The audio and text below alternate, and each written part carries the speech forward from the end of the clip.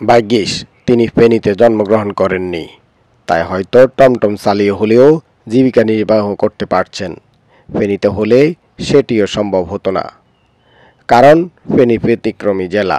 বাংলাদেশে মেগা সিটিতে টমটম চললেও ফেনীতে চলতে দেওয়া হয় না। বলছি আবির মাহমুদ অপুর কথা। ইংরেজিতে অনার্স মাস্টার্স করে চাকুরিতে জয়েন করেছিলেন। ঢাকার মাইলস্টোন কলেজ এবং মুন্সিগঞ্জের চিত্রকূট মডেল স্কুল অ্যান্ড কলেজের লেকচারার হিসেবে শিক্ষকতাও করেছেন। সেজদি খানের ছেলে অপুর সাথে তার ইজি বাইকে বসে একজন ভাই বিষয়গুলো জানতে পেরেছেন। চাকুরির বেতনে তার পোষায় না, তাই স্বপ্নবিলাসী অধ্যবসায়ী অপু স্বাবলম্বী হওয়ার জন্য বেছে নিয়েছেন ইজি বাইক চালকের কাজ। 1 বছর পূর্বে 60,000 টাকায় কেনা তার সেকেন্ড হ্যান্ড গাড়িটি দিয়ে মাসিক নেট ইনকাম 30,000 টাকা। মেইন রোডে নয়, চাঁদা দেওয়ার ঝামেলাহীনভাবে শহরের অলিগলি হয়ে ড্রাইভ করে স্মার্ট দেশের স্মার্ট নাগরিক হিসেবে আয় রোজগার করে যাচ্ছেন।